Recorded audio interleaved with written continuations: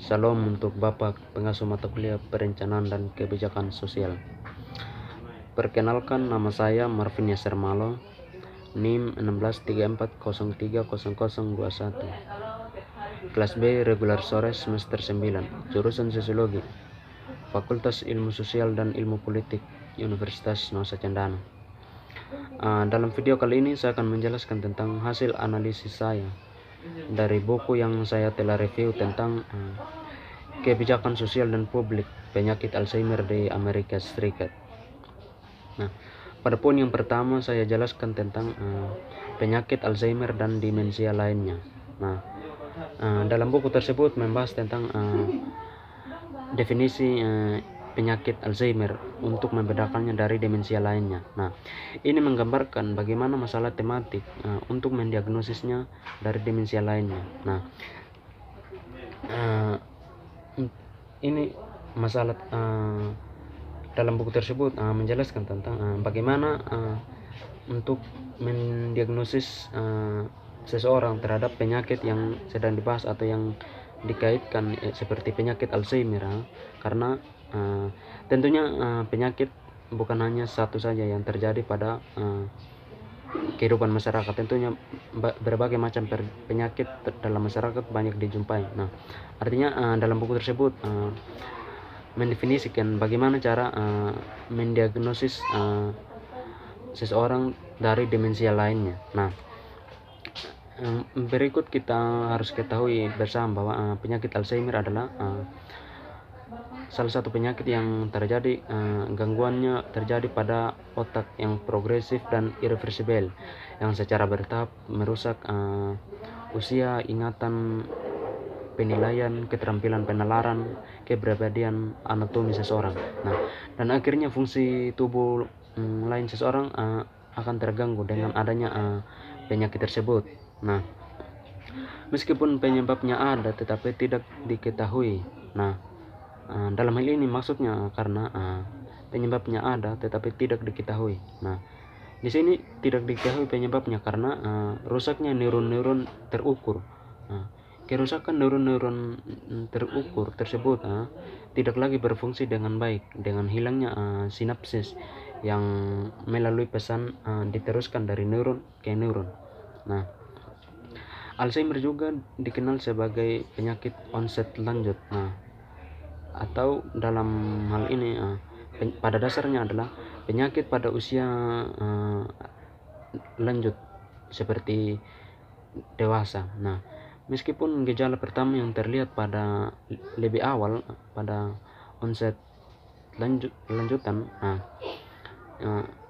ini menggambarkan bahwa kadang-kadang dapat menyerang orang-orang berusia yang 30 tahun ke atas. Nah, tapi ini jarang terjadi karena ketika ada berjalan dalam keluarga. Nah, itu disebut penyakit Alzheimer keluarga. Penyebab yang mendasari dan faktor risiko spesifik untuk penyakit tersebut adalah tetap ada tidak jelas meskipun investasi penelitian cukup besar. Kriteria untuk menggabungkan pendiagnosis tersebut. Nah, dalam hal ini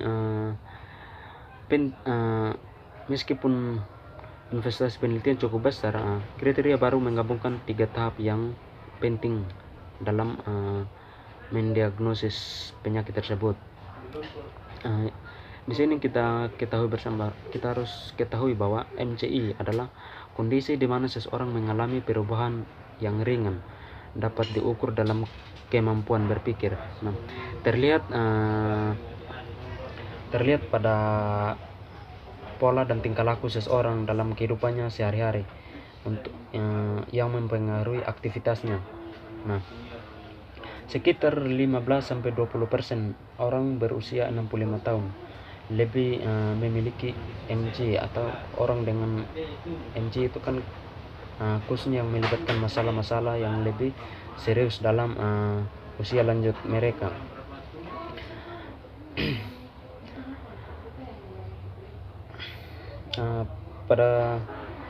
Pada tahun 1988, National Institute Neurological dan Gangguan Komunikatif dan Stroke serta Alzheimer terkait asosiasi gangguan mendefinisikan 3 kategori diagnostik yang mungkin mampu dan pasti untuk dikonfirmasikan untuk pendiagnosisan tersebut. Nah, di situ diketahui bahwa kategori tersebut yang pertama itu adalah hasil kognitif. Nah, hasil kognitif ini terus digunakan untuk menyaring gangguan kognitif tetapi masih belum jelas bagaimana menafsirkan perubahan skornya dari waktu ke waktu untuk membedakan penurunan kognitif terkait usia dari awal prosesif degeneratif. Nah, kategori yang kedua tentang kategori nasem tentang gangguan kognitif. Penurunan kognitif terkait usia, kemunduran kognitif kerja yang merupakan bagian normal dari penuaan. Terkadang juga demikian disebut sebagai penuaan kognitif. Nah, fungsi kognitif normal yang dapat diidentifikasi oleh individu atau anggota keluarga atau dokter, tetapi tanpa gangguan fungsional yang signifikan pada kegiatan sehari-hari yang mengganggu aktivitas seseorang dalam kehidupannya sehari-hari. Maksud dari kategori tersebut. Nah, kategori yang ketiga itu yang tentang hipotesis kolinergik. Nah, dalam hipotesis kolinergik tersebut menjelaskan bahwa investigasi biokimia sistematis pasien dengan DA dimulai pada akhir 1960-an dan 1970-an. Nah, itu dijelaskan akhir dari biokimia sistematis adalah itu pada tahun tersebut dari lembaga kesehatan tentang penyakit tersebut melakukan penelitian. Mereka mengharapkan adalah untuk jelas kelainan neurokimia yang ditentukan akan diidentifikasi asalkan dasar untuk pengembangan intervensi terpetik dari penelitian lembaga tersebut. Penelitian tersebut dilakukan adalah untuk mengatasi atau mencegah penyebab atau faktor penyebab dari penyakit Alzheimer tersebut. Nah, itu adalah salah satu kebijakan yang dikeluarkan dari lembaga tertentu untuk mengatasi penyakit tersebut atau mencari jalan keluar dari penyakit tersebut agar faktor dari penyebabnya dapat diatasi secara ilmiah. Kategori yang berikut tentang hipotesis kaskade amiloid. Nah, ketika ilmu kedokteran secara umum beranjak dari sistem neuroscience sehubungan dengan genetika dan biologi, molekul sebuah celah muncul untuk menantikan penelitian yang dilanjutkan dalam kasus tersebut. Pada poin yang ketiga juga saya jelaskan tentang konteks kebijakan publik, pendanaan dan kebijakan inisiatif. Nah, dalam hal ini menguraikan proses pembuatan kebijakan dan kebijakan konteks penyakit Alzheimer dan merangkum berbagai macam masalah di sekitarnya. Ini memeriksa mengapa Alzheimer berjanji untuk menjadi tantangan kebijakan bertahan jauh di masa depan karena preferensi dan biaya ekonomi yang meningkat. Tentunya untuk mengatasi hal tersebut, kebijakan-kebijakan harus dikeluarkan agar tidak terjadi masalah yang terus berlanjut pada masa depan dan berakibat pada gangguan ekonomi masyarakat. Pada poin yang berikut, pasal Alzheimer. Dalam hal ini membahas aspek komersial dan bisnis besar seputar penyakit Alzheimer. Ini berpendapat bahwa publik kuat ketakutan akan Alzheimer yang diperkuat oleh liputan media yang sering dramatis, mempertinggi kemungkinan eksploitasi orang-orang yang mencari solusi untuk kognisi.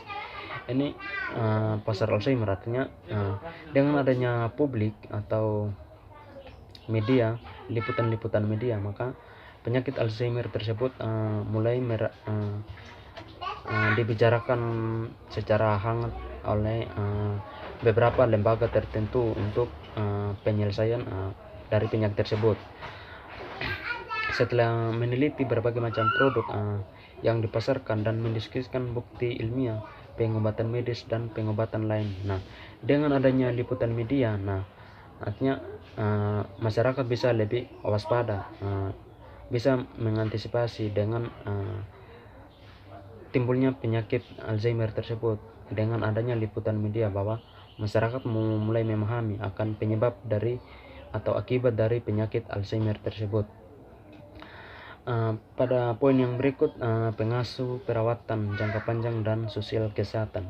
Nah, penyakit Alzheimer merupakan penyakit yang paling banyak makan biaya karena dari kecacatan jangka panjang dan kebutuhan yang dihasilkan akan padat karya perawatan jangka panjang. Nah, perawat tentunya untuk penyakit Alzheimer, jika melakukan perawatan tentunya membutuhkan waktu dan proses yang cukup panjang, karena secara medis mereka telah mengatakan bahwa pengobatan penyakit tersebut membutuhkan jangka panjang dan sosial kesehatan kepada masyarakat. Nah, tentunya di situ juga akan memberikan kewaspadaan bagi masyarakat agar tidak berada pada fase penyakit tersebut. Nah, pada bab ini juga membahas baik secara informal maupun formal pengasuh dan beban yang berat yang dibebankan pada keluarga, terutama wanita, untuk menganalisis ketegangan antara perawatan rumah versus kelembagaan dan perawatan terkini, upaya kebijakan untuk memperkuat layanan itu. Nah, tentunya perawatan yang dilakukan dalam keluarga itu artinya menjaga pola pikir dan tingkah laku seseorang agar ia tetap berada dalam lindungan keluarga, agar tidak terjadi ketegangan antara perawatan dari kelembagaan dan perawatan yang ada di keluarga. Khususnya dalam hal yang dalam keluarga itu yang paling berperan untuk perawatan adalah wanita. Jadi bagaimana caranya agar ketegangan itu tetap aman atau tidak terjadi dalam perawatan tersebut.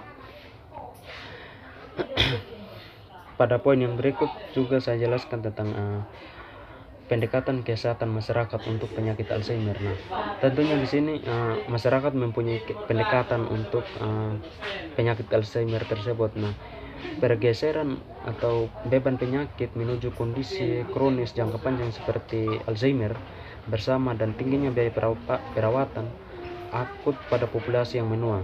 Nah, miliki menyebabkan kebangkitan minat dan promosi kesehatan dan kebijakan pencegahan di banyak negara. Nah, tentunya masyarakat mulai mempunyai niat untuk mengeluarkan kebijakan-kebijakan untuk mengatasi penyakit tersebut dengan timbulnya beberapa ramuan yang untuk mengatasi penyakit tersebut atau mencegah penyakit tersebut.